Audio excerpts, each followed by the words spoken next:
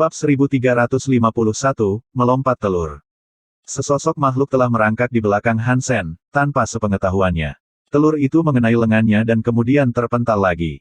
Bola pantul itu berukuran hampir sama dengan kepalan tangan biasa, dan memantul dari musuh ke musuh tetapi tidak melukai satu pun dari mereka. Aku telah menghabiskan banyak waktu dan energi untuk menghasilkan ini. Ini yang aku dapatkan setelah semua kerja kerasku. Han Sen patah hati, melihat tidak ada manfaat bagi inti Geno yang diperolehnya. Masa bodoh, aku akan terus berjalan ke lubang itu. Han Sen menyingkirkan telur kristal itu dan mulai bergerak. Makhluk yang terkena telur itu terus mengejar Han Sen, seperti yang mereka lakukan sebelumnya.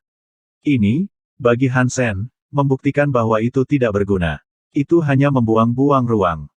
Saat Han Sen berjalan ke lubang di tanah, dia membunuh binatang buas yang tak terhitung jumlahnya di jalannya.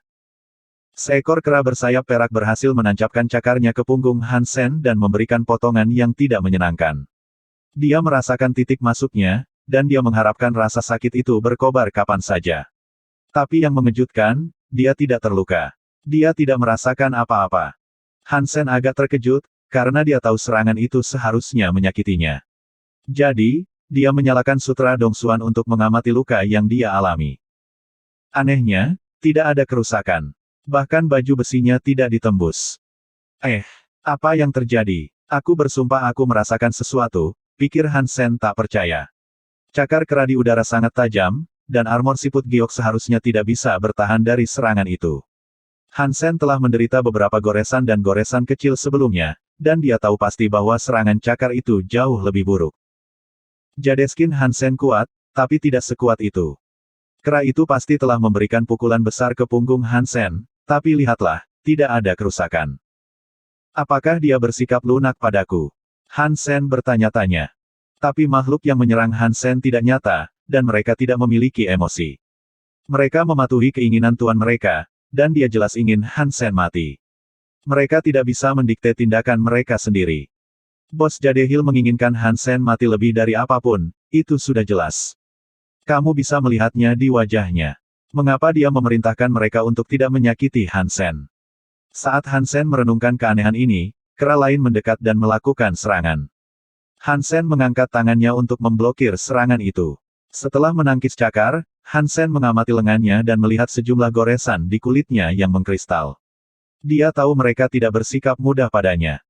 Apa itu tadi? Sungguh, itu membingungkan aku. Mengapa aku tidak terluka lebih awal? Han Sen bingung. Han Sen mengalihkan perhatiannya ke kera yang entah bagaimana tidak merusak Han Sen, tapi itu terlihat sama dengan yang lain. Satu kera bisa meninggalkan bekas padanya, tetapi kera lainnya tidak bisa. Apakah telur itu mengenai kera itu? Pikiran Han Sen mulai melayang di sekitar solusi yang mungkin untuk kebingungan tersebut. Karena kekecewaannya yang mengejutkan dengan item tersebut, Han Sen tidak memperhatikan berapa kali telur itu memantul atau target mana yang telah diserang.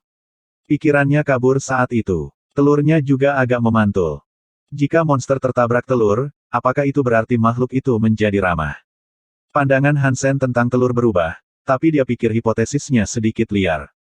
Kedengarannya cukup konyol. Jika itu benar, kera itu tidak akan menyerang Han Sen sejak awal. Tapi meskipun dia memukulku, dia tidak memukulku. Apakah itu kera yang menyamar, berpura-pura? Mungkin dia tidak ingin menyakitiku, tapi bersikap seolah dia berusaha sebaik mungkin. Lagi pula, jika bos tahu, dia akan dibunuh. Petik 2. Han Sen memandangi wajah pembunuh kera itu dan tidak berpikir itu benar. Jadi, Han Sen melanjutkan perjalanannya, berjuang saat dia pergi. Dia tidak bisa memikirkan alasan mengapa pukulan itu tidak merusaknya. Bos Jadehil hanya menggambar 4 makhluk.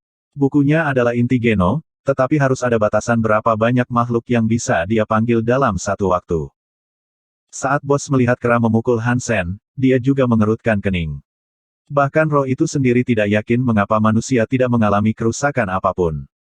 Bos mengamati Han Sen lebih dekat, dan kemudian alisnya menjadi miring.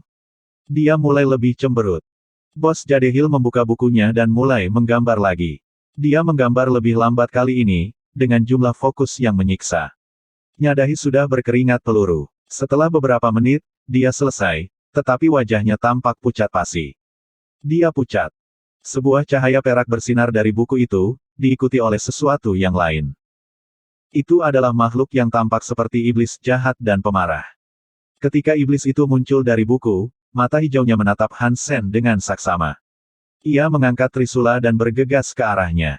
Iblis itu sangat kuat, itu sangat jelas. Trisulanya adalah senjata yang menakutkan dan menakutkan untuk diawasi. Han Sen masih menahan koki, jadi dia hanya bisa menggunakan satu tangan untuk bertarung. Dong! Trisula datang ke klakson, dan itu mengirim Han Sen terbang kembali 100 meter sebelum dia berhenti. Tangan Han Sen gemetar, dan dia mengakui bahwa dia telah mencoba memblokir terlalu banyak kekuatan sekaligus.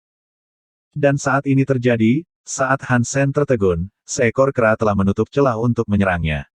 Cakar perak didorong jauh ke punggung Han Sen, tapi rasa sakit bukanlah apa yang dia rasakan. Itu sangat mengejutkan. Bab 1352. Han Sen linglung. Kera yang baru saja memukulnya adalah yang telah membuatnya bingung sebelumnya. Cakar kera itu sangat kuat dan cepat, dan mereka seharusnya telah mencabik-cabik Han Sen saat bersentuhan. Tapi ketika paku seperti pisau menimpanya, itu seperti karet. Mereka tidak merusaknya sedikit pun. Kera itu datang dengan sangat kuat, jari-jarinya dan tangannya sendiri menyentuh Han Sen. Di mana serangan ini seharusnya benar-benar menghancurkannya, rasanya seolah musuhnya terbuat dari dempul. Tidak ada rasa sakit, dan kemudian, jari-jari keras semua membungkuk ke atas seperti ranting yang patah dan bengkok. Mengapa ini terjadi? Apakah semua makhluk yang terkena telur seperti ini? Han Sen berpikir sendiri. 3 kera lainnya dengan cepat menyerang Han Sen sekarang. Mereka mengangkat tangan mereka yang terpasang cakar untuk menyerang Han Sen dengan kekuatan yang lebih besar dari kera sebelumnya. Han Sen memanggil telur itu dengan tergesa-gesa dan melemparkannya ke musuh yang telah berkumpul untuk menghabisi manusia yang telah memimpin mereka dalam pengejaran, dan memberi mereka banyak masalah. Dalam penerbangannya di udara, telur itu berputar. Traversalnya tidak memiliki kemahiran dan stabilitas, tetapi kecepatannya lebih dari yang dibuat untuk itu. Iblis itu tampak sangat marah. Dengan trisula, ia mencoba menusuk telur. Bos Jadehil menyaksikan apa yang terjadi dengan rasa ingin tahu yang besar, dan seperti Han Sen, dia bertanya-tanya apa yang telur itu lakukan. Sekarang, melihat Han Sen mengerahkan upaya untuk memanggil telur dan membuangnya, sebagai upaya terakhir untuk menghindari kehancuran, dia benar-benar bingung. Tetap saja, dia yakin Han Sen pasti merencanakan sesuatu. Manusia tidak akan dengan senang hati menyerah pada kematian dan melempar telur untuk ditertawakan. Pasti ada sesuatu yang mengkhawatirkan tentang barang yang dia lempar, jadi, roh itu memerintahkan iblis untuk mengeluarkannya. Iblis itu sangat kuat, dan trisula bersentuhan langsung dengan telur. Han Sen khawatir, karena itu hanya inti geno perunggu. Dia tidak sepenuhnya yakin itu bisa menahan beban serangan yang dilakukan oleh makhluk yang dipanggil dengan inti geno perak. Pang! Saat trisula menghantam telur, bentuk telur itu pun ambruk dengan sendirinya. Untungnya, trisula tidak dapat memecahkan atau menembus telur. Bentuk yang mengejutkan dari inti geno Han Sen yang penasaran memantul kembali ke bentuk aslinya, tapi sekarang bergerak lebih cepat dari sebelumnya. Telur itu memantul kemana-mana dengan kecepatan yang menggelikan, dan setiap kera pun dipukul olehnya. Dan begitu mereka tersentuh oleh telur pemberontak, item tersebut berpindah untuk menandai makhluk lain di sekitar yang lebih luas juga. Dan setiap kali menabrak makhluk, kecepatannya meningkat. Itu seperti kecepatan yang terus menumpuk dan menumpuk, jadi akan menjadi lebih cepat dan lebih cepat. Han Sen terus menghindari serangan, terus fokus pada telur gila itu. Itu tidak seperti bola goyang biasa. Telur itu lonjong, jadi ketika memantul, sangat sulit dilacak. Bahkan titik awalnya tidak dapat diprediksi. Dengan Heavenly Go dan Dongsuan Sutra aktif, bahkan Han Sen pun tidak dapat melacak penerbangannya. Dan jika Han Sen tidak bisa melacaknya, maka makhluk itu juga tidak bisa. Dan satu persatu, mereka semua terus dipukul. Tak lama setelah itu, setiap monster menemukan diri mereka ditandai oleh telur setidaknya sekali. Pang! Setelah selesai, telur itu kembali ke Han Sen. Dia tidak tahu apakah telur itu telah memantul kembali kepadanya secara kebetulan, atau apakah telur itu secara naluriah telah kembali ke Han Sen begitu tugasnya selesai. Tapi lebih dari segalanya, setelah selesai menandai musuh yang ada di hadapannya, Han Sen hanya ingin mengetahui sifat dan tingkat kekuatannya. Dia tidak punya waktu untuk berpikir, karena iblis dan kera semua datang ke arah Han Sen. Mereka melanjutkan rencana mereka untuk membunuh manusia. Trisula datang untuk Han Sen sekali lagi, diangkat dan siap untuk ditusuk. Jadi, Hansen mengangkat klaksonnya untuk mencoba menjatuhkannya sekali lagi. Terakhir kali ini terjadi, Hansen terlempar ke belakang 100 meter. Dia tahu apa yang diharapkan kali ini, jadi dia berkomitmen untuk menyerang dan menurunkan klaksonnya ke Trisula yang masuk, bersiap untuk benturan. Saat kedua senjata itu bersatu, mata Hansen terbuka lebar karena kegembiraan yang tak terkendali. Trisula yang kuat itu seperti mainan karet murahan, dan mudah ditekuk ke belakang. Mengabaikan kera dan binatang buas di sekitarnya, Hansen bergerak maju untuk membunuh iblis malang yang telah menjadi duri di punggungnya. Dia menusuknya dengan hebat di kaki di belakang dorongannya. Tapi saat dia selesai, keempat kera itu melompat ke atas Hansen dengan rahang terbuka, siap untuk menggigit dan mengunyahnya. Bukan hanya kera saja, itu juga makhluk-makhluk lainnya. Dia telah menjadi sehat dan benar-benar berkerumun, dan pemandangannya seperti permainan British Bulldogs paling gila yang pernah dilihat orang. Koki itu juga bersama Hansen, dan dalam keadaan tidak sadarkan diri, dia menjadi sasaran tumpukan besar. Bos, melihat Hansen jatuh di bawah makhluk yang tak terhitung jumlahnya, tersenyum. Dia yakin hama akhirnya telah ditangani. Dia memberi manusia penghargaan yang pantas dia dapatkan. Hansen terbukti merepotkan, dan bosnya baik-baik saja dan benar-benar lega mengira dia telah diurus. Tapi kebahagiaan ini berumur pendek. Terlepas dari jumlah yang menumpuk di atas Hansen, kekuatan hidupnya sama seperti sebelumnya. Apa ini? Bos itu mengerutkan kening lebih keras dari yang pernah dia cemberut sebelumnya. Keempat kera itu seharusnya sudah bisa mencabik-cabiknya beberapa kali sekarang, tapi tidak ada sedikitpun darah yang bisa dilihat. Ledakan. Bos merasakan hembusan kekuatan besar meledak keluar dari kerumunan. Hewan buas yang dia hasilkan semuanya terpesona. Bahkan keempat kera dikirim terbang, dan meskipun mereka menggigit Hansen berulang kali, manusia tampak baik-baik saja. Bab 1353. Di mata Hansen, makhluk itu seperti bola tipis yang tipis. Ketika mereka disentuh oleh telur tersebut, tubuh mereka tidak terlihat berbeda. Faktanya, mereka terlihat persis sama. Tapi sepertinya konstruksi makhluk mereka telah diubah secara radikal menjadi seperti karet. Bukan hanya tubuh makhluk yang seperti itu. Bahkan persenjataan apapun yang mereka gunakan akan mengalami efek yang sama, seperti Trisula Iblis. Hansen tidak mengerahkan banyak kekuatan untuk mendorong makhluk dogpile ke samping. Dia mengguncang tubuhnya seolah-olah dia mengibaskan kelebihan air, dan dengan setetes air yang ringan, monster-monster itu dibuang. Tanduk yang dimasukkan Hansen ke dalam dada iblis itu masih ada di dalamnya. Itu berputar di dalam rongga, mengebor jalannya melalui daging dan tulang saat iblis itu menyerang dan memukul-mukul dalam upaya untuk menggigit manusia yang telah mendapatkan yang terbaik darinya. Pada satu titik, ia berhasil menghubungkan maunya yang mengepak ke pergelangan tangan Hansen. Tapi ketika dia menjatuhkan giginya, semua gigi itu berubah bentuk. Kemudian, Hansen mencabut tanduknya dan menancapkannya ke otak musuhnya. Dia membunuhnya dengan mudah, karena tengkorak binatang itu tidak memberikan perlawanan. Sekarang, Hansen bertekad untuk menangani yang lainnya. Hansen tidak lagi perlu khawatir tentang kerusakan yang bisa mereka hadapi. Sejauh yang mereka ketahui, dan sejauh yang dia khawatirkan saat menghadapi mereka, dia tidak bisa dihancurkan. Luar biasa. Ini akan menjadi jenis pembantaian aku. Mari kita lihat apakah aku bisa membunuh 10.000 dari kamu. Tanduk Hansen kemudian didorong melalui kera yang terdekat dengannya. Bos Jadehil tidak bisa mempercayai matanya, dan dia merasa terkejut bagaimana manusia telah membalikkan meja dan merampok semua kekuatan mereka dari antek-anteknya. Melihat Hansen tanpa ampun membantai jalan ke arahnya, roh yang ketakutan itu memerintahkan burungnya untuk terbang. Hansen mengambil telur itu dan melemparkannya ke roh itu. Itu pergi menuju roh yang melarikan diri dengan kecepatan meteor. Pang! Bos Jadehil, melihat telur itu, menarik beberapa binatang ekstra untuk menangkis dan memantulkannya. Dia telah memanfaatkan satu-satunya tipuan nyata yang ditunjukkan telur itu sejauh ini. Itu sangat goyah, dan itu bisa dihancurkan dengan sangat mudah. Ketika telur berubah arah, bos diberi cukup waktu untuk memperluas jarak antara keduanya dan melarikan diri. Dia sudah lama pergi. Dan ketika bos melarikan diri, monster yang tersisa mulai menghilang. Sepertinya mereka tidak bisa tinggal lama di suatu daerah jika tuan mereka tidak ada. Setelah bertahun-tahun, aku mendapatkan sesuatu yang benar-benar ajaib. Inti Geno ini luar biasa. Hansen meraba telur itu, menikmati kegembiraan yang luar biasa. Hansen juga mulai percaya itu hampir hidup, karena bisa mengikuti perintahnya. Yang harus dia lakukan adalah berhati-hati saat membuangnya. Sebelum melepaskan tangannya dalam lemparan, dia hanya harus mempengaruhinya ke arah yang dia inginkan. Jika Hansen bisa memprediksi kemana arah tujuan itu secara efisien, dia akan memiliki kendali penuh atas jalurnya. Ini tidak akan terlalu sulit bagi Hansen untuk tampil, karena dia berbakat dengan Yin Yang Blast dan Drill Head.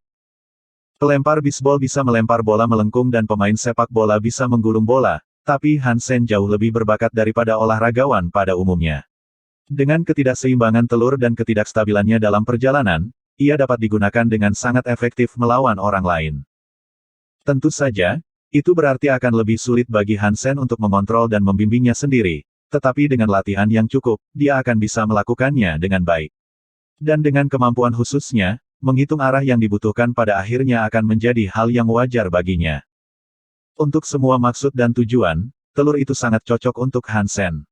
Dengan bakatnya, dia yakin dia akan menangkap semuanya dengan lengah dengan lemparan yang megah dalam waktu singkat. Dan untuk memulai latihannya, Hansen mulai melempar telur ke tanah dan memantulkannya kembali ke tangannya.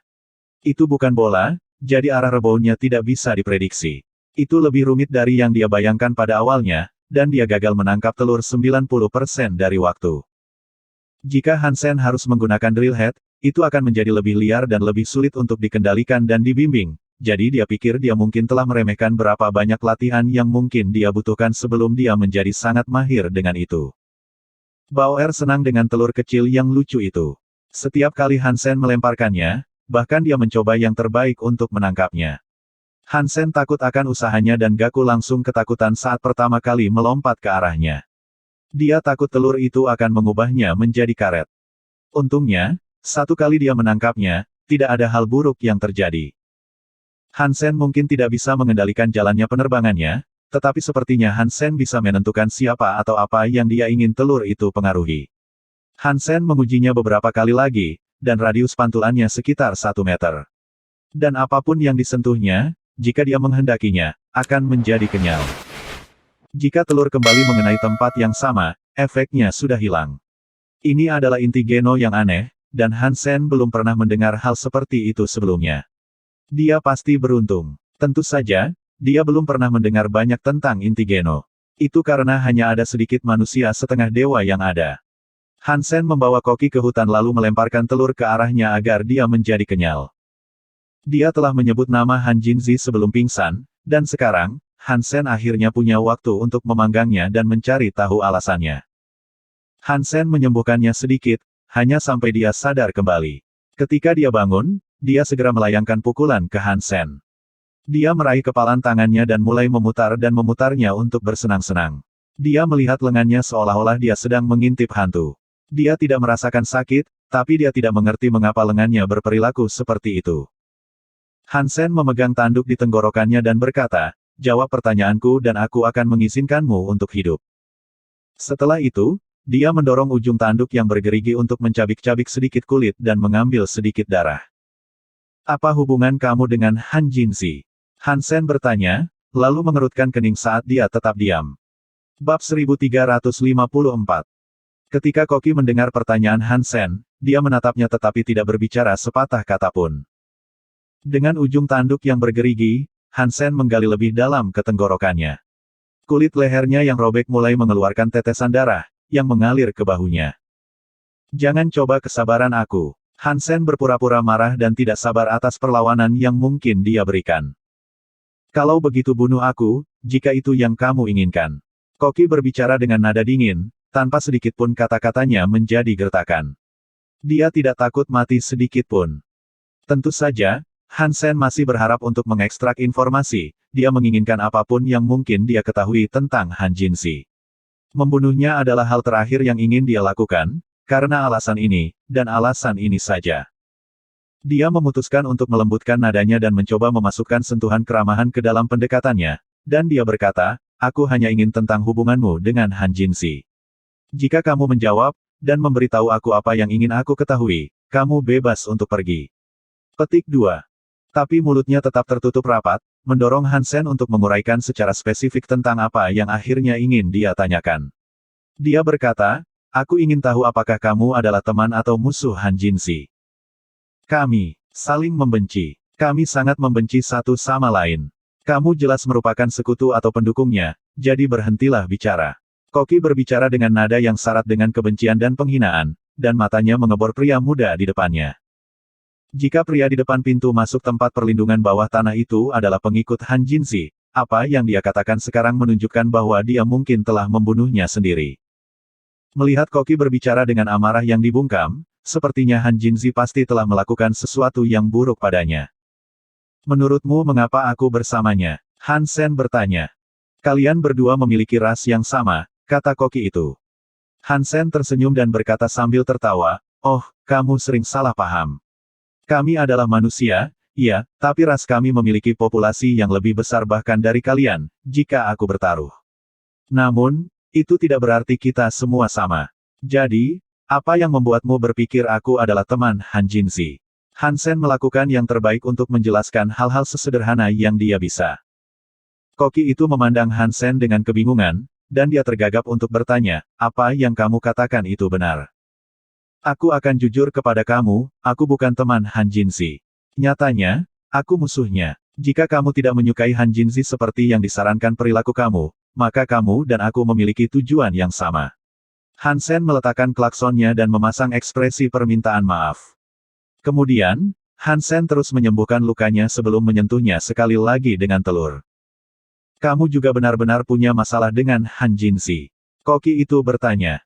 Han Sen membawanya ke pohon terdekat untuk melanjutkan penyembuhan, dan saat dia menyentuh lukanya, dia berkata, jika aku adalah temannya, kamu akan mati sekarang. Aku mempertaruhkan nyawa dan anggota tubuh untuk menyelamatkanmu, kamu tahu itu, bukan? Petik 2. Koki memeriksa tubuhnya sendiri, dan meskipun proses penyembuhannya cukup lambat, dia tahu bahwa dia membaik.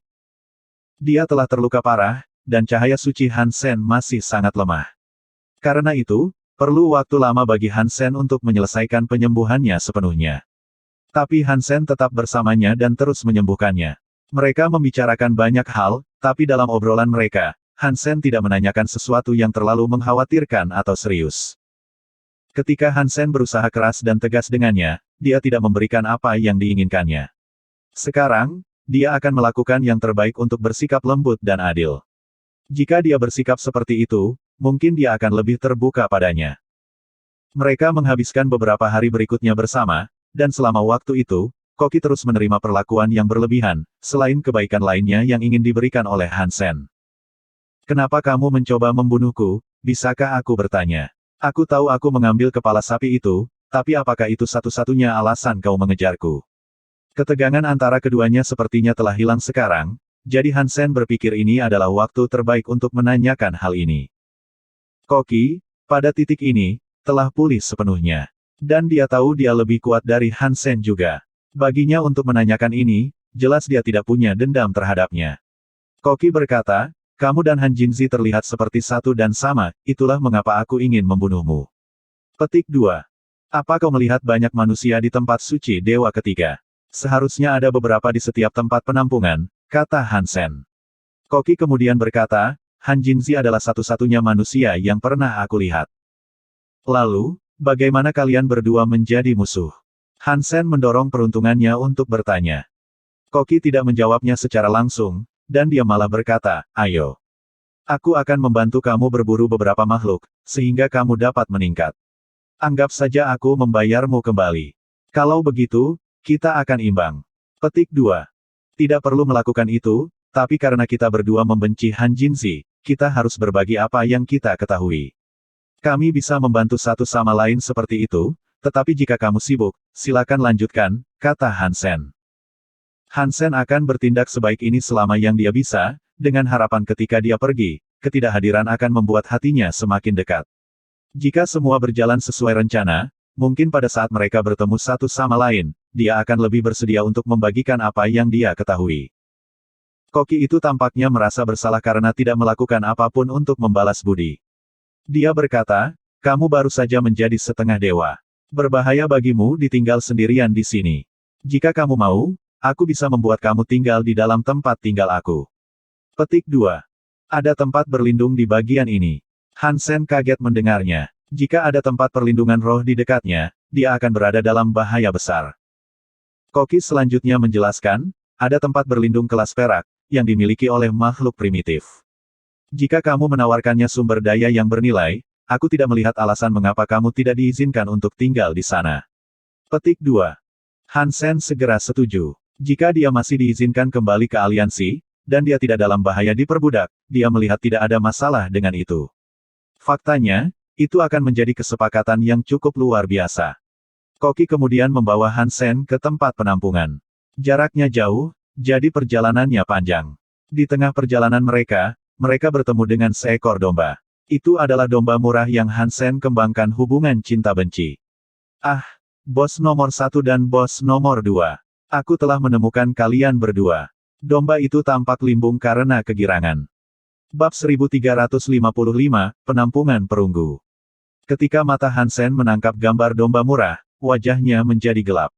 Dan dipanggil, bos, itu menjengkelkan. Jika dia mendengar domba berkata, "Bub" lagi, dia akan kehilangan akal sehatnya. Domba itu adalah pengkhianat, pengecut, dan pembawa masalah. Hanya melihatnya berlari, Hansen ingin menendangnya.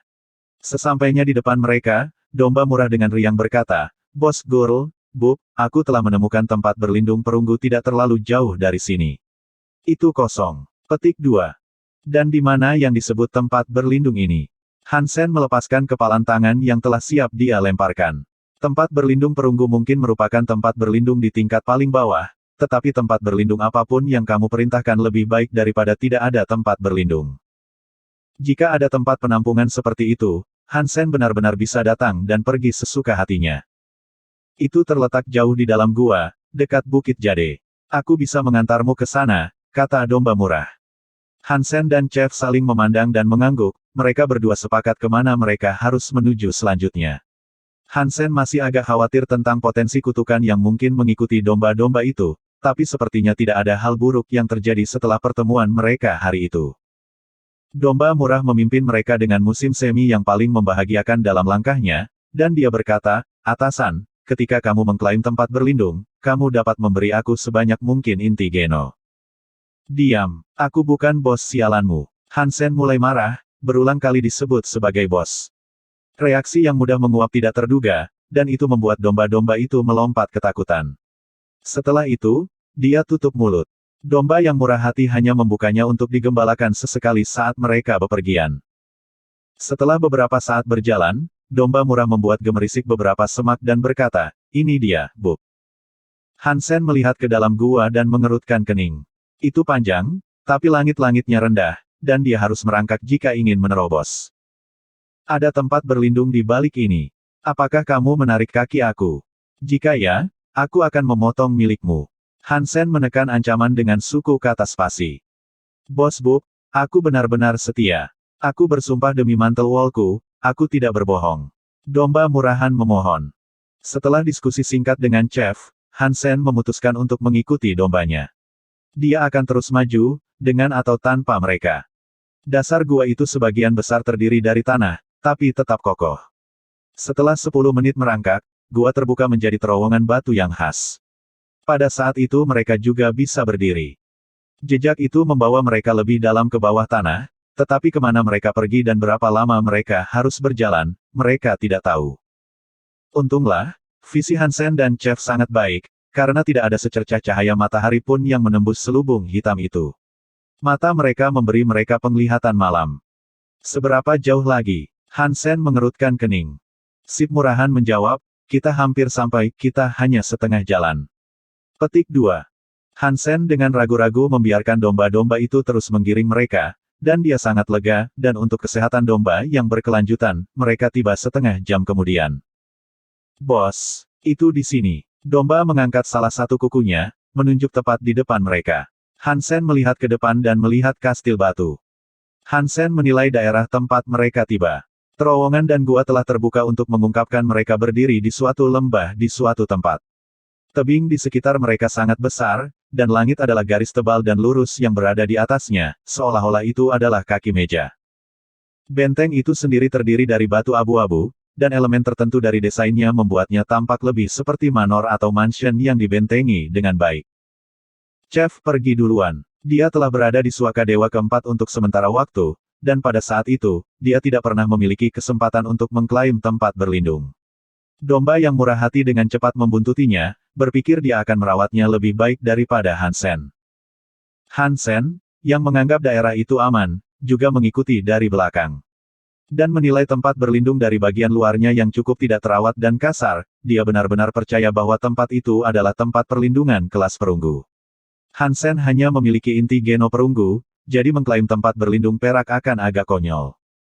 Chef mendorong ke pintu tempat perlindungan, dan mereka sampai di semacam lobi. Di depan mereka ada meja persegi panjang besar. Itu sangat panjang, seperti meja makan untuk orang kaya di perkebunan mereka yang sangat besar. Ada 1 kursi di setiap ujungnya, dan 5 kursi di sisi kiri dan kanannya.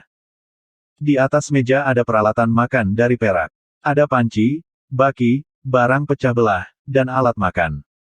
Buah dan daging ditumpuk di atas piring, dan sepanci sesuatu sedang dimasak di atas api. Hansen dan Bauer mulai ngiler, dan mereka merasakan tulang mereka sakit karena kenyamanan yang pasti diberikan tempat ini. Sudah lama sekali mereka tidak berada di tempat yang begitu menyenangkan. Tidak ingin Bauer kabur, Hansen mempererat cengkeramannya di sekelilingnya. Namun, domba murah memberitahu mereka bahwa tempat penampungan itu tidak diklaim. Jika itu benar, mengapa terjadi kebakaran dengan makanan yang dimasak? Apakah seseorang mengambil tempat ini sebelum kita sampai di sini? Hansen bertanya-tanya, sebelum berteriak, ada orang di rumah. Kami di sini untuk meminjam gula merah. Petik 2. Setelah telepon Hansen, tidak ada jawaban. Mari kita periksa lebih jauh ke dalam, kata Chef Nyonya Naga, berbagi kekhawatirannya. Hansen dan domba murah mengikutinya, dan setelah melihat-lihat sebentar, mereka tidak menemukan orang lain di sana. Tempat penampungan itu terdiri dari 4 lantai dan 20 kamar, dan meskipun telah memeriksa setiap lokasi, mereka tidak menemukan siapapun di sana. Selain itu, tidak ada patung atau teleporter. Apakah kamu yakin ini adalah tempat berlindung? Hansen bertanya, setelah mereka kembali ke lobi. Wanita naga juga mulai mengatakan sesuatu, tapi tiba-tiba, ada suara pedih yang besar. Pintu keluar menutup sendiri, dan lilin menyala. Bab 1356. Domba murahan melarikan diri untuk meringkuk di belakang Nyonya Naga, saat dia dan Hansen dengan ragu melihat ke meja. Ada seorang pria berdiri di dekat kursi utama, mengenakan jas dan dasi hitam. Dia tampak aneh, dan di bawah cahaya lilin yang menakutkan, Hansen bisa melihat sekilas wajahnya.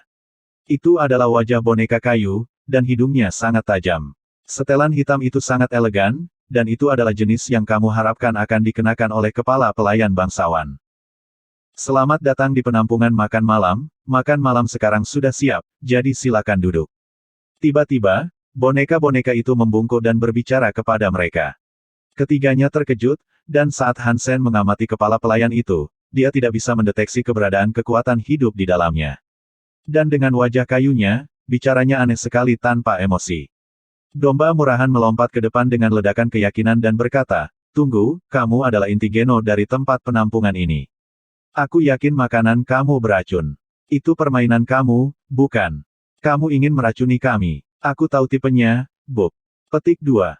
Boneka itu tidak menunggu sebelum menanggapi tuduhan tersebut, dan dengan tanggapan monoton seperti robot, berkata, "Kamu telah ditambahkan ke daftar nakal.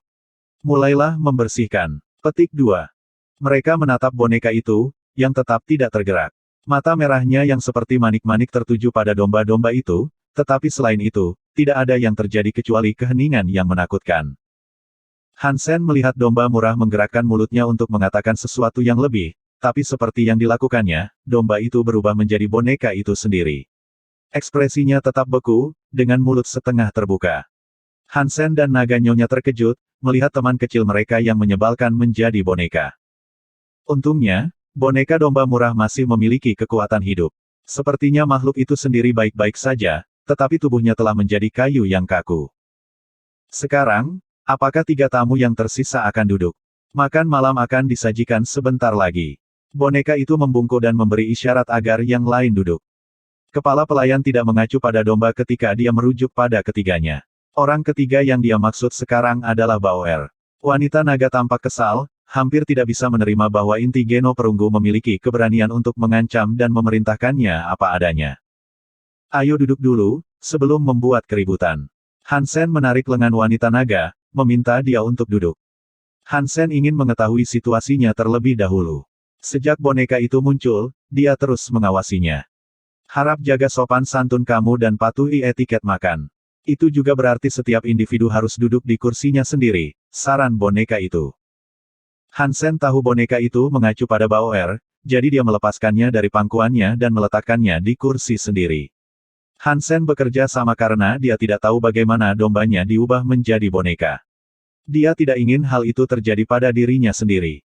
Tempat suci Dewa Keempat adalah tempat yang liar, dan bahkan makhluk terlemah tidak dapat diremehkan jika mereka memiliki inti perunggu Geno.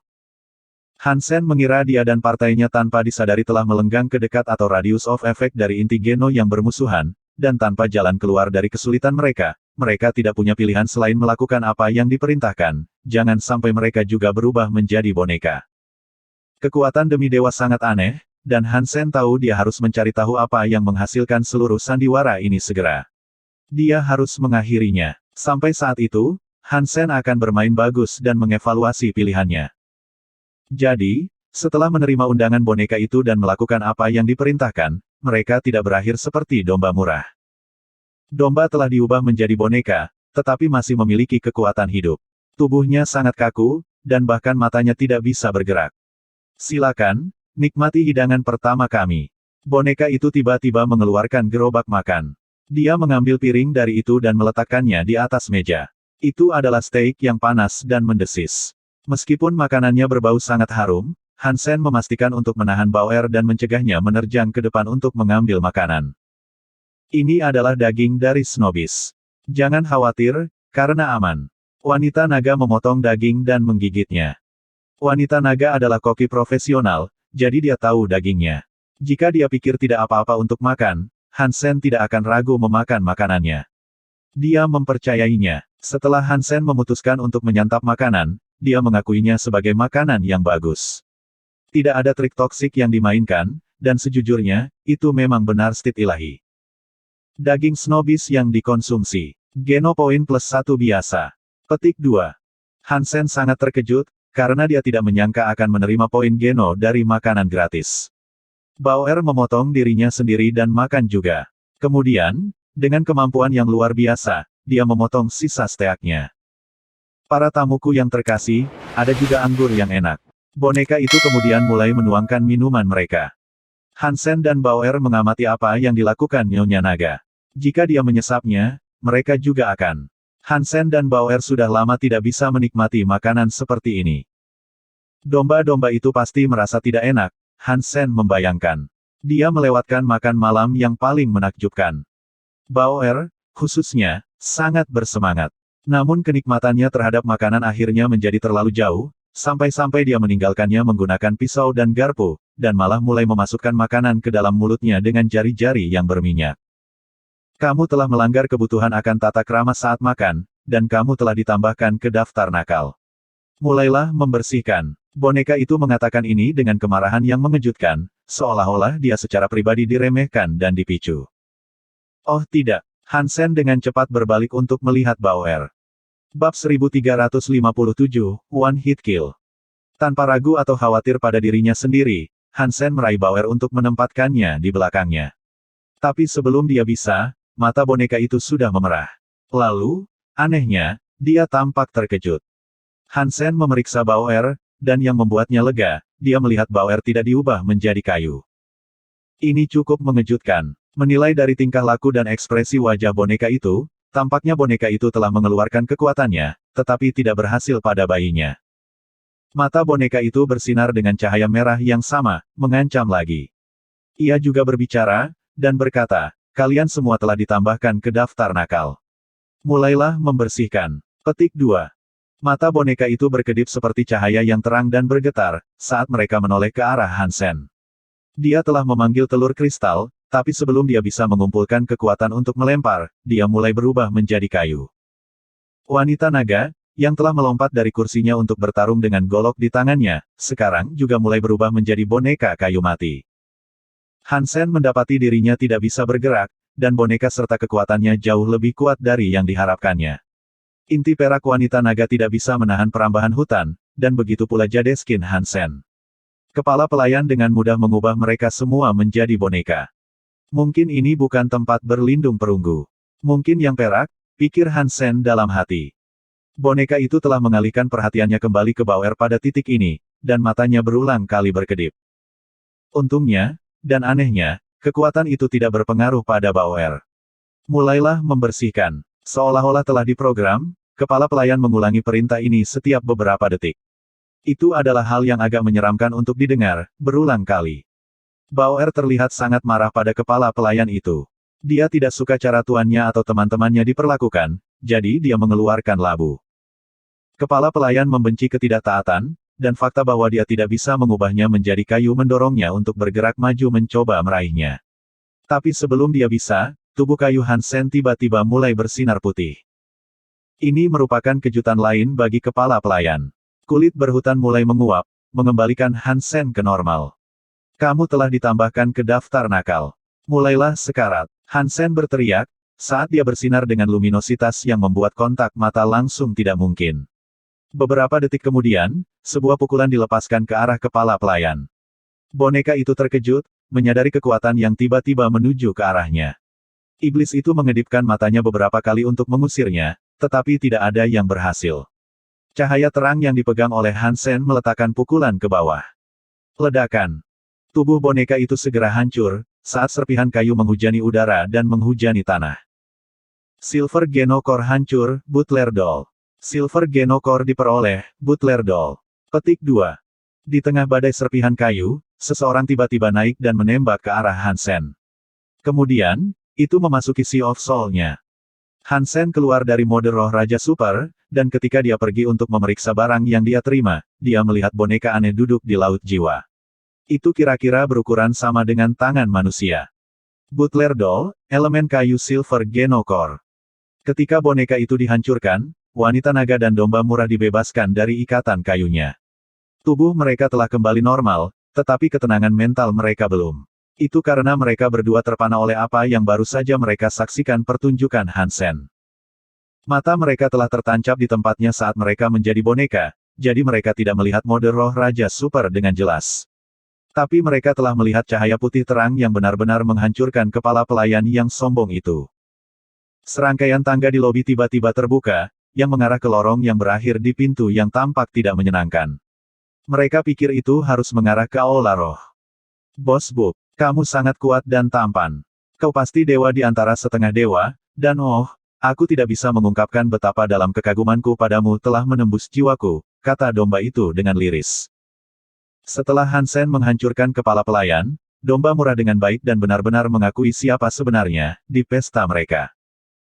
Han Sen mengabaikan apa yang dia katakan dan hanya membawa Bauer bersamanya ke pintu. Di luarnya, seperti yang diduga, adalah Aula Roh dan patung tempat tinggal. Anehnya, dahi patung itu kosong. Tidak ada roh atau makhluk yang tinggal di tempat ini. Tapi patung itu terbuat dari perak, menandakan itu memang perak penampungan. Dan ini bahkan lebih mengejutkan rekan-rekan Han Sen, karena mereka sekarang tahu dia telah mampu menghancurkan inti geno perak hanya dengan satu pukulan. Han Sen bertanya kepada Koki, apakah kamu ingin menempatkan batu roh kamu di sana? Dia menggelengkan kepalanya dan berkata, ini bukan yang aku cari.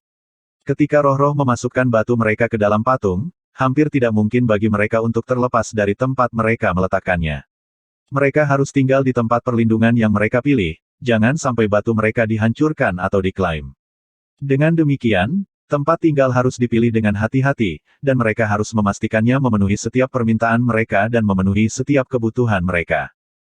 Han Sen memanggil Moment Queen dan malah menjadikan tempat berlindung itu miliknya. Dia masih bisa menggunakan teleporter, tapi dia tidak akan bisa mengaktifkan sistem pertahanan tempat penampungan, mengontrol keamanan, dan membuka kunci pintu tanpa roh yang menempatinya. Saat Ratu memastikan untuk melihat Han Sen dengan jijik sebelum dia memasukkan batunya ke dalam. Dia mematuhi Han Sen, meskipun baik atau buruk, dia terjebak dengannya, dan untuk alasan apapun dia ingin dia ada, dia terjebak dengannya. Dan jika mereka ingin pindah, Han Sen selalu bisa mengeluarkan batu roh. Jika kesetiaan Koki memiliki jaminan yang sama, dia bisa melakukan hal yang sama. Dia cukup terkejut menyaksikan Han Sen memanggil roh. Meskipun Moment Queen masih sangat lemah, Dragon Lady bisa mengatakan bahwa dia adalah sesuatu yang istimewa. Dengan momen Queen menempati tempat penampungan, Hansen sangat bahagia. Itu adalah tempat yang sangat tersembunyi yang pasti tidak akan ada penyusup, tapi lebih baik dari itu, harta karun dari tempat penampungan seharusnya tetap tidak tersentuh tanpa penghuni sebelumnya. Harta karun yang dimiliki oleh tempat penampungan pasti termasuk inti Geno perak, jadi Hansen dengan bersemangat pergi untuk melihat dan melihat apa yang bisa dia pakai untuk sarung tangannya. Bab 1358. Tempat penampungan di tempat suci Dewa keempat berbeda dengan yang ada di tempat perlindungan Dewa ketiga. Selain dari inti Geno yang bisa kamu peroleh dari tempat penampungan yang diklaim, inti Geno tambahan dapat diambil dari peti harta karun jika tempat perlindungan tersebut sebelumnya tidak diklaim. Saat Ratu belum pulih dari luka-lukanya, tetapi dia masih bisa mengendalikan tempat berlindung. Hansen, wanita naga, dan domba murah mengunjungi lemari besi tempat peti harta karun seharusnya berada. Saat membuka pintu dan melangkah masuk ke dalam, mereka diberi 3 peti harta karun di samping satu sama lain. Desain peti sangat berbeda dari yang mereka duga sebelumnya. Mereka bukan kontainer, sebaliknya, mereka lebih seperti tiang penyangga yang membentang dari tanah hingga ke langit-langit. Mereka tampak seperti pilar, seperti itu. Salah satunya berwarna perak, menandakan ia memiliki inti Geno perak. 2 lainnya terbuat dari perunggu, tidak diragukan lagi mengandung inti Geno perunggu. Hansen langsung menuju alas perak, tindakan yang tidak dilawan. Lagi pula, jika bukan karena dia, mereka semua mungkin telah mati di bawah tatapan jahat kepala pelayan psikotik itu. Hansen menekan tangannya ke alas, dan itu mulai turun. Tidak ada tombol, dan alasnya tidak turun di bawah kekuatan tangan Hansen. Sebagai gantinya, itu adalah operasi yang dilakukan oleh Momen Queen. Di atas pilar itu ada sesuatu yang melayang dalam cahaya magis. Itu adalah cincin ungu. Hansen meraih cincin itu dan mendengar permainan pengumuman. Silver Geno Core diperoleh, Demon Heart Ring. Ketika Hansen meninjau informasi yang menyertainya, dia terkejut. Cincin jantung iblis, inti Geno elemen gelap. Inti Geno unsur gelap sangat langka, begitu pula titik Genonya. Untunglah Hansen mengumpulkan semua yang dia bisa di tempat suci Dewa ketiga. Hansen meninggalkan Core Geno perunggu untuk Dragon Lady dan, dengan enggan, domba murah. Mereka tidak berharga bagi Hansen, sekarang dia memiliki yang perak. Wanita naga menerima 1 set baju besi, sedangkan domba murah menerima cermin.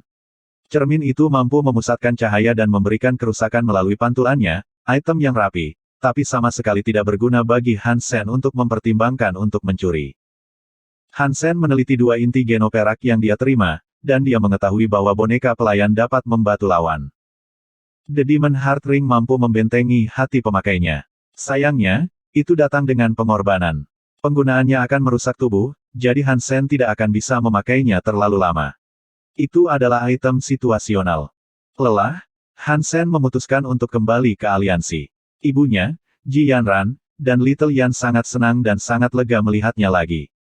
Hansen menghubungi teman baiknya, yang kemudian mengucapkan selamat atas kenaikannya yang sukses sebagai setengah dewa, dan kemampuannya untuk kembali. Dia tidak tinggal lama di sana. Dia tidak ingin mengambil risiko serangan di tempat penampungannya selama ketidakhadirannya. Sebelum dia merasa nyaman pergi dari sana untuk sementara waktu, dia harus menjadi lebih kuat. Bahkan poin Geno biasa mampu meningkatkan kebugaran seseorang secara drastis. 100 poin Geno biasa dapat meningkatkan tingkat kebugaran seseorang hingga 2000. 100 titik Geno primitif dapat meningkatkan kebugaran seseorang hingga 4000. 100 poin Super Geno dapat meningkatkan kebugaran seseorang hingga 30.000. Jika Hansen mampu memaksimalkan poin Geno biasanya, dia akan mencapai angka kebugaran 10.000. Begitu dia sampai pada titik itu, dia bisa melawan makhluk primitif tanpa banyak masalah. Membunuh makhluk biasa bukanlah tugas yang sulit bagi Hansen, dan dia bisa terus menggunakan telur itu dalam usaha berburu setelah kembali. Dia bisa memaksimalkan angka itu dalam waktu singkat. Trik daging beracun Hansen tidak berhasil, ternyata juga. Makhluk apapun yang mengintai di kedalaman lubang itu masih hidup. Domba murah merasa nyaman dengan prospek Hansen menjadi bosnya, dan dia menerima peran sebagai mainan Bauer. Domba itu bukanlah sekutu terkuat yang bisa dimiliki seseorang, tetapi Hansen telah mengembangkan sedikit titik lemah untuknya. Dia akan merasa tidak enak karena harus mengusir domba-dombanya, jadi dia mengizinkannya untuk tinggal. Hanya ada satu syarat baginya untuk diizinkan tetap di perusahaan Hansen. Domba murahan tidak diizinkan memanggil bos Hansen. Setiap kali Hansen mendengarnya, menggigil dan merinding. Aku akan menyerang tulang punggungnya seperti kilat. Ketika dia memaksimalkan poin genonya yang biasa, Hansen memutuskan untuk mengikuti wanita naga ke tempat penampungan yang pernah dia sebutkan. Karena Jade Hill tidak memiliki banyak makhluk primitif, dan mereka sepertinya selalu bepergian dalam kelompok, yang terbaik adalah jika mereka juga berkelana bersama sebagai satu. Wanita naga sudah berada dalam grup, salah satu Hansen dengan senang hati diundang untuk bergabung, mengingat penampilannya baru-baru ini. Dengan kelompok itu, dia yakin akan berhasil. Hansen tidak menganggap dirinya tak terkalahkan, dan dia tahu seni hypergeno dan inti genonya tidak cukup baik untuk menghadapi tantangan apapun yang menghampirinya, jadi dia pikir prospek memiliki beberapa teman untuk mendukungnya akan menjadi ide yang bagus. Bauer menunggangi domba murah saat mereka pergi dari Jade Hill. Wanita naga sudah familiar dengan wilayah yang mereka tuju, jadi setiap titik api potensial dihindari. Dia juga tahu rute terbaik untuk diambil. Namun pada hari keempat, 2 meteor melesat di langit. Dan kemudian, tiba-tiba, badai salju meledakkan pembekuan yang mengerikan di seluruh negeri. Itu membuat perjalanan yang menakutkan, dalam kondisi yang mengerikan. Mereka masih terus maju, tetapi dalam perjalanan, mereka bertemu banyak makhluk biasa yang telah membeku. Mengerikan melihatnya, jadi Hansen memastikan Jadeskin tetap aktif dan menahan Bauer untuk memastikan kehangatannya. Lebih buruk lagi, longsoran salju mulai bergemuruh ke arah mereka. Oh tidak, seseorang sedang berkelahi. Wanita naga memanggil mangkuk transparan untuk melindungi mereka dari gelombang salju yang turun ke atas mereka. Itu juga tidak terlalu cepat. Segera setelah dia melakukannya, salju mengubur mangkuk sepenuhnya. Hansen tidak tahu seberapa tebal salju itu, tapi di sana sangat dingin. Bab 1359. Jadeskin Hansen memberikan ketahanan dingin yang hebat, tetapi bahkan dia merasa sangat kedinginan sekarang. Wanita naga dan domba-dombanya gemetar dan menggigil karena kedinginan, mendorong yang pertama untuk menyalakan api. Itu membantunya sedikit, tetapi es yang menggerogoti begitu kuat dan pahit, itu tidak dapat membantu menghilangkan rasa beku. Sebagai perbandingan, wol berbulu domba itu seluruhnya dilapisi es dan salju. Hansen mengakui bahwa itu adalah konsekuensi yang tidak menguntungkan dari kedinginan, tetapi terlepas dari itu adalah tampilan yang aneh untuk ditanggung. Tapi hawa dingin itu sangat menyakitkan. Domba murahan hanya bisa bergerak-gerak setiap beberapa saat, menunjukkan bahwa kemungkinan besar domba itu akan mati kedinginan. Hansen terus memeluk Bao, tapi dengan tangannya yang bebas, dia mengeluarkan api. Untungnya, dia sepertinya tidak terpengaruh oleh hawa dingin. Dengan rasa ingin tahu yang besar, dia hanya mengintip keluar mangkuk seolah-olah dia sedang melihat sesuatu yang hanya bisa dia lihat. Tapi suhu terus turun. Mengesampingkan keselamatan Bao, Hansen khawatir bahkan dia tidak akan mampu menahan es dan embun beku lebih lama lagi. Ada kekhawatiran besar bahwa ketiganya akan binasa karena perubahan cuaca yang tiba-tiba. Siapa yang bertarung di luar sana? Kekuatan yang mereka keluarkan sangat kejam, tanya Hansen, karena Dongsuan Sutranya tidak dapat mendeteksi dan mencatat apa yang terjadi di luar. Langit terus memompa, batuk, dan mengeluarkan salju dan angin yang menusuk tulang sebanyak mungkin. Aku tidak yakin. Bisa jadi pertarungan roh kerajaan atau kelas raja, kata Nyonya Naga, menawarkan penjelasannya sendiri. Meskipun dia terbakar, bibirnya berubah ungu dan giginya bergemeletuk di antara beberapa kata yang terbata-bata. Dia memegangi lengannya dalam upaya tanpa harapan untuk membatasi rasa menggigilnya. Tiba-tiba, suara yang sangat tajam terdengar. Itu sangat bernada tinggi, seperti bor seorang dokter gigi telah menembus gendang telinga mereka dan pergi ke depan untuk menggali otak mereka. Suara itu membuat mereka semua berlutut. Sial, wajah Hansen berubah muram. Itu sangat menyakitkan, meskipun otaknya telah diperkuat oleh crystallizers dan jauh lebih tangguh dan lebih kuat daripada otak manusia pada umumnya. Dan itu bukanlah jeritan pendek satu-satunya.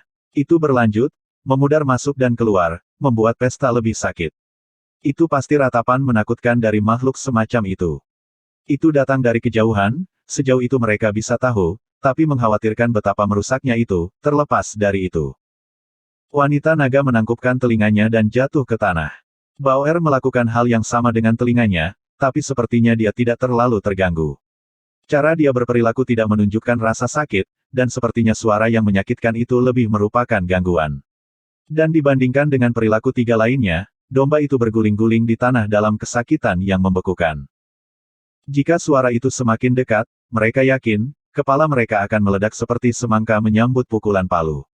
Tapi dengan teriakan yang terus berlanjut, dan suhu masih turun, situasinya semakin buruk dari detik ke detik. Berapa lama lagi pertarungan akan berlangsung? Jika ini terus berlanjut, kita akan mati dalam waktu kurang dari 2 jam. Han Sen berpikir sendiri. Separuh dari tubuh domba itu sekarang adalah es murni, dan satu-satunya hal yang menyimpannya di tanah kehidupan adalah jantungnya yang lemah dan berdebar-debar. Naga Lady bernasib lebih baik daripada domba murah, tapi itu tidak banyak bicara. Melihat Bauer lagi, bahkan dia sekarang tampak menderita. Ini adalah sesuatu yang belum pernah dilihat Han Sen sebelumnya, dan itu membuat hatinya sakit. Dengan Dongsuan Sutra terbuka, Han Sen mengaktifkan ke-10 kunci gen dan mencoba melihat apakah dia bisa menyaring dingin dan kebisingan. Indra ke-7 mampu menyaring beberapa jeritan yang menusuk. Jadi, Han Sen melawan kebisingan, berharap untuk mengurangi kerusakan yang ditimbulkan pada sekutunya. Jika pertempuran segera selesai, atau mereka bisa terbang jauh dari tempat mereka berada, mereka akan aman. Namun sayangnya bagi mereka, ternyata pekikan itu semakin mendekat. Han Sen mengalami kesulitan mencoba melawan kebisingan ini, jadi dia meminimalkan dan memusatkan Dongsuan Sutra untuk melingkari radius yang sama dengan mangkuk. Jeritan itu juga mengganggu aliran energi mereka. Itu membuat mereka tidak dapat mengatasi hawa dingin seefisien yang mereka inginkan. Han Sen menggunakan Dongsuan Aura sebaik mungkin. The Dragon Lady terlihat sedikit lebih baik, tapi Murasip tidak sadarkan diri. Orang itu benar-benar pesona terkutuk. Aku yakin alasan utama kita berada dalam kekacauan ini adalah karena dia bersikeras memanggilku bos. Itulah alasannya. Han Sen kecewa dengan cobaan yang mereka alami. Saat suara terus naik, mereka mencengkeram kepala mereka dengan sia-sia untuk menahan ratapan yang terasa seolah-olah sekumpulan pisau mencoba menusuk otak mereka masing-masing. Wajah Bauer telah pucat karena warnanya, dan Dragon Lady akhirnya roboh seluruhnya. Ketika aku menjadi lebih kuat, aku akan menemukan siapapun yang telah melakukan ini dan melayani mereka dengan piring balas dendam yang dingin. Han Sen melemparkan Dongsuan Aura dengan sekuat tenaga sekarang, melakukan yang terbaik yang dia bisa untuk menyelamatkan teman-temannya.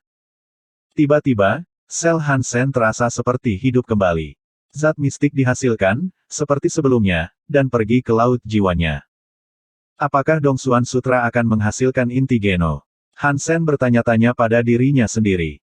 Substansi mulai menumpuk di dalam lautan jiwa, dan kristal hitam bereaksi seperti yang terjadi pada inti Geno Jadeskin. Ini melepaskan cairan bertinta, yang dikombinasikan dengan zat tersebut. Teriakan itu seperti ledakan pecahan peluru di telinganya, tapi dia tidak bisa terlalu mengindahkannya.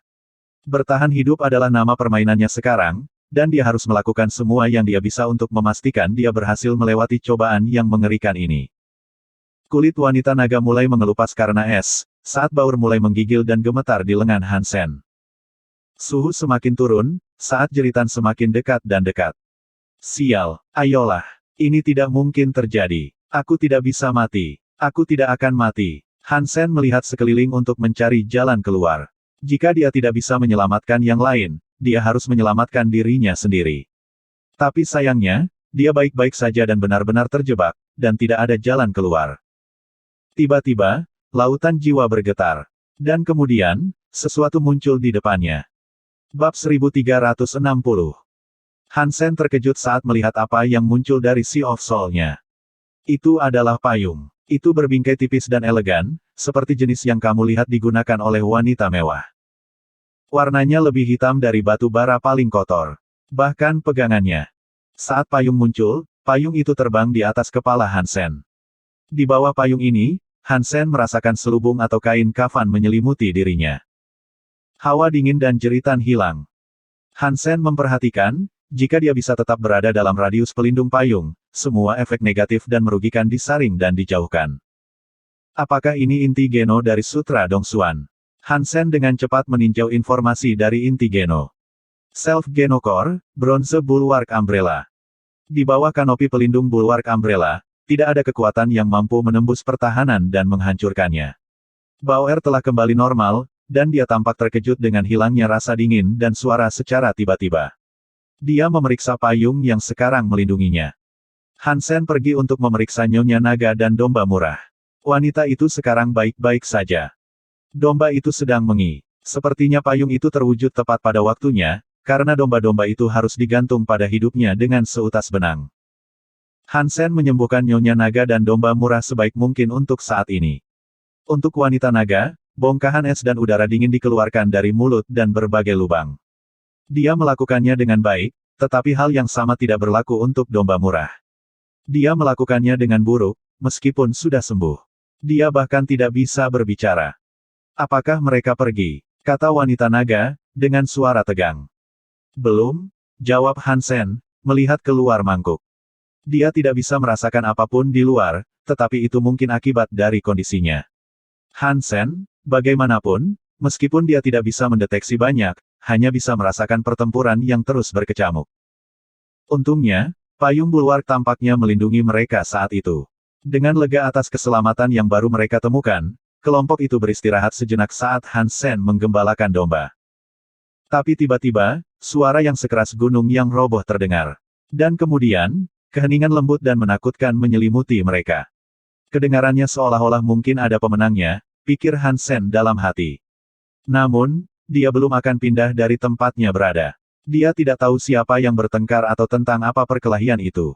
Jika dia muncul, dan pemenangnya dalam suasana hati yang buruk, dia akan bodoh untuk mengungkapkan dirinya. Jadi, mereka menunggu di mana mereka berada selama beberapa jam. Tidak ada yang bergerak selama waktu itu. Hansen memutuskan untuk mengembalikan payung, dan Dragon Lady mangkuknya. Untuk memotong dan menyekop melalui salju yang hampir mengubur mereka, Nyonya Naga menggunakan berbagai peralatan dapurnya. Segala sesuatu di sekitar mereka berwarna putih. Gunung-gunung, pepohonan, ladang, semuanya diselimuti sempurna dalam salju perawan. Itu menakutkan, pikir Hansen dalam hati, sekarang cobaan menakutkan mereka telah berakhir. Jika bukan karena bulwark Umbrella, mereka akan mati. Hansen bertanya-tanya apakah tempat penampungan Dragon Lady yang disebutkan mungkin mengalami nasib beku yang sama. Jika ya, sangat mungkin penghuni tempat penampungan tidak akan selamat. Hansen bergegas Nyonya Naga untuk membimbing mereka ke tempat penampungan, tetapi bukan karena kepedulian terhadap penghuninya. Seandainya mereka semua mati, itu akan menjadi hasil yang bagus dan mudah. Akan ada banyak inti daging dan geno untuk diambil. Wanita naga mulai membawa mereka ke sana, tapi itu perjuangan. Pemandangannya sangat berbeda sekarang, telah terkubur oleh begitu banyak salju, dan dia takut dia akan menyesatkan mereka. Selama 1000 mil, salju menutupi daratan. Wanita naga telah memutuskan untuk menemukan tempat berlindung dengan memilih arah dan mengikutinya, seperti burung gagak yang akan terbang. Tetapi sulit bagi mereka, karena mereka harus menggali seluruh parit yang menuju ke sana. Salju terlalu tebal dan terlalu lembut untuk mereka lalui dengan hati-hati. Hansen benar-benar menginginkan harta itu. Dan setelah beberapa ratus mil berjalan tanpa henti, mereka mengira mereka seharusnya sudah dekat. Sayangnya bagi mereka, mereka tersesat. Tapi setidaknya mereka tidak dalam bahaya. Sepertinya salju telah mengatur ulang daratan, dan semua yang berada dalam radius bola salju telah mati. Tidak ada yang tersisa untuk mengancam mereka. Lupakan saja. Lupakan tempat berlindung. Mari kita keluar dari tempat ini, tidak ada LC untuk kita di sini, kata Hansen, dengan nada suram. Mereka memilih arah baru dan memutuskan untuk meninggalkan lanskap yang hancur karena salju, memilih untuk menemukan padang rumput yang lebih jauh. Setelah 1000 mil berjalan, mereka tidak menemukan apapun. Mereka mungkin juga telah kembali ke tempat mereka mulai, karena setiap cakrawala terdapat garis putih lainnya. Oh, tunggu sebentar, ada sesuatu di depan. Domba murahan, yang sekarang lebih baik, menarik perhatian mereka. Hansen dan naga nyonya mendaki lereng yang ditunjuk oleh domba-domba itu, dan di sana, di salju, ada sebuah anomali. Melihat lebih dekat, mereka menyadari itu adalah pohon. Mari lihat, jika ia bertahan ketika yang lainnya tidak, itu pasti sesuatu yang sangat istimewa. Jika itu berbuah, kita kaya. Hansen dengan cepat melompat sebelumnya, memastikan dia yang pertama mengambil hartanya. Pohon itu tingginya 10 meter, dan bunga-bunga merah muda menghiasi cabang-cabangnya. Itu seperti bonsai merah jambu yang terlalu besar. Itu memiliki aroma yang indah. Aneh, melihat pohon ini menonjol di antara salju yang menutupi segalanya. Seolah-olah itu memiliki payung bulwark sendiri, sepertinya pohon itu telah dilindungi oleh suatu kekuatan yang memberinya radius perlindungan. Tidak ada salju yang mengelilinginya di tanah, dan kamu bisa melihat rumput di bawah sejernih siang hari. Ada juga beberapa makhluk di bawah pohon itu. Hansen membayangkan mereka bersembunyi di sana, menggunakan atap untuk berlindung. Sayangnya, pohon itu pasti hanya melindungi mereka dari dingin dan salju, tapi tidak dari kebisingannya. Makhluk-makhluk itu tampak seperti sedang mabuk, tertidur.